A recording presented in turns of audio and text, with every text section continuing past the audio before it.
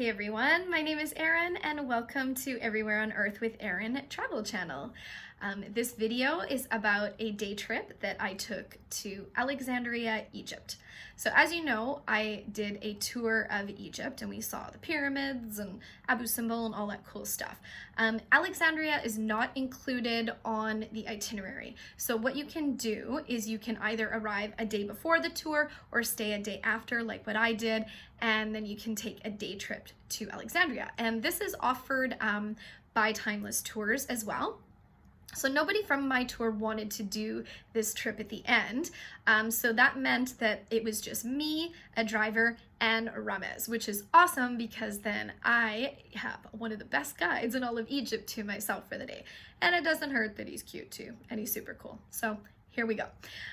So it's a 2.5-hour drive from Cairo to Alexandria. And Alexandria is the second largest city in Egypt, and it's also a major economic center. So it's located on the northern coast on the Mediterranean Sea. So as you can tell by the name, the city was founded by Alexander the Great around 331 BC. And it was because he wanted it to be a link between Greece and the Nile Valley. He didn't stay very long. He left shortly after it was founded and then he just never came back. I don't know why, but he just didn't.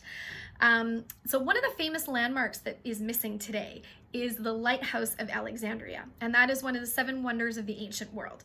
Unfortunately, it was destroyed by an earthquake in the early 1300s. So the first stop today is the catacombs of Kom el Shakafa. And it is an important archaeological site and burial chamber. So this place had remained hidden for many years, and it was rumored that a donkey fell across into the access shaft around 1900. And it still amazes me how nobody knew it was there for all these years. So when they went deep inside, they found tombs, statues, animal bones, bodies. So there's 3 levels and they were all cut through solid rock. The bottom level though is now underwater. So we go down the spiral staircase here and it leads deep underground, and it's super damp and my hair is like really getting poofy and it's getting creepy down there too. So, and it's kind of like a little bit like a maze, like there's all these, ins and outs, and there's some areas that you have to crawl under, and it's kind of dark, so I have to use my cell phone light to get through some of the passageways. So Ramesh shows me some of the significant areas, and then we end up here at like the coolest feature, the temple. So on either side of the doorway you'll see here are serpents, and they're carved into the walls, and they're wearing an Egyptian crown, and they're carrying both Roman and Greek style of staffs. So what's cool about that is that it shows the merging of 3 different cultures here in Alexandria. And of course, like inside, like I said, they found a lot of sarcophagi and mummies, but there was also an area that was meant for cremated remains. So that's another example of these cultures merging. So after that, we go back up into the sunlight. It's nice to be out of the damp. And then we have a look and see outside here. They put some of the little temples and sarcophagi outside so you can see this is what they brought up from underground. So the next stop, we get back into the car, I guess you'll say, it's Pompey's Pillar. So now I can't really decide if I want to go in there or not. Like there's an entrance fee and I'm like, I don't know, like I can kind of see it okay from the road. So I tell Ramez, you know what, let's just skip that one. And so while we're outside, Ramez asked me if I've tried sugarcane juice yet, and I have not. So he buys me a huge glass of it from this street stand, and it's so yummy, really sweet, really refreshing. I don't know how sweet it's gonna be. Like, is it gonna give me like a sugar high? You're gonna have to like peel me off the walls and the ceilings and wherever I am later. I don't know, we'll see. So as I'm finishing my juice, I'm all of a sudden swarmed by these adorable teenage girls, and they're all wearing their school uniforms, and they want to ask me a ton of questions, and they want to be my new best friend. And the one girl's even like asking me for my phone number. It's like, No.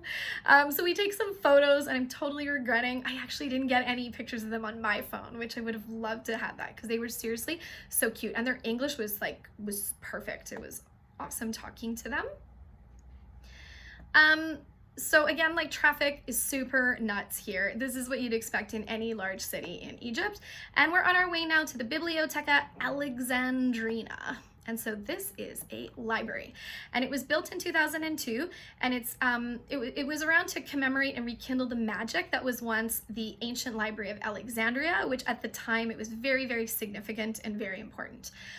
So this modern day library can hold 8 million books, and there's also museums and art galleries inside the structure. There's also a planetarium outside.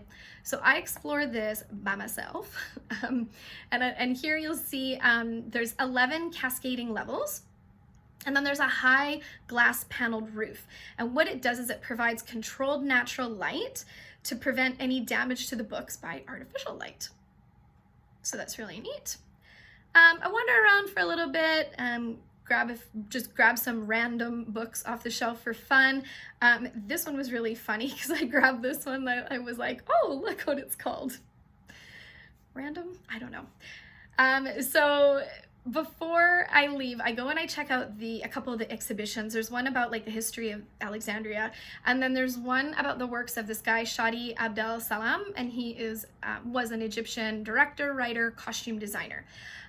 So I didn't know that there was a no photography rule, so I ended up snapping this pic of one of his cool designs, and then library security gave me shit because I took a picture.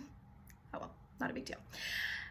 So anyways, while I'm waiting for Ramez to come get me again, I go onto the outside and I look and see like this is what those panels, the window panels, look like from the outside. So that's interesting, and here is Sir Alexander the Great.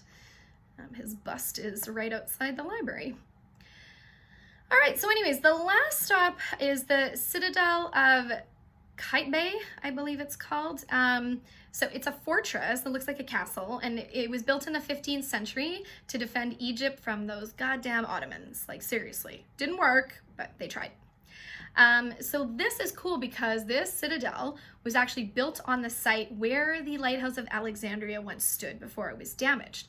And they say that some of this fortress was built with some of the remains of it, so that's cool. So we enter this large stone structure and look through the hallways and the small rooms and stuff, and you can see like some of the windows where the guys would like shoot arrows and stuff out, and apparently they would all like stay in there. They had their little rooms and stuff. It's cool. There's a large cannon thing here. So then we leave and we walk along like the outer walls, like some of the upper walls up and down, looking at some of the rocks below and wondering, were these part of the lighthouse? I don't know. And there's like a fisherman guy down there, whatever he's doing. Yeah, so then up here you can see like views of the city, looking back onto the city. Get back on the bus again, make our way back to Cairo. So since we didn't really have much for lunch, so Ramez is like, well, do you want dinner? Like, should we grab something on the way? Do you want to wait till we get back to the hotel? And then he mentions that there's a McDonald's on the highway. And you know what? I feel like this is gonna just hit the spot right now. Like, I haven't had McDonald's the entire time I've been in Egypt or Jordan, which is good. But I'm like, you know what? A little bit of McD's here and there is not gonna hurt anybody, right? So that's what we do. We eat our McDonald's in the car. It was fun. So then back at the hotel, I say my final goodbye to the great Ramez, the king of all tour guides in Egypt, who's now a great friend of mine. And then I spend the rest of the evening packing and looking after my awful bug bites that I got while sipping on a semi-cold Egyptian beer in my super air-conditioned room. So I'm just gonna say, I'll wrap up this. This country really exceeded my expectations. Like, I knew it was gonna be good, but I'm just blown away at how true that statement is. And then what adds to it is when you're on a tour and you meet a phenomenal bunch of people that you share it with, and then you go with a fantastic tour company that takes amazing care of you. So my advice to you is do not hesitate. Get your ass to Egypt now, whenever you can. This should be top on your bucket list. So that's it. That ends the description of my tours. and the places I saw in Egypt. So in the meantime, you guys could subscribe to my channel. That would be awesome.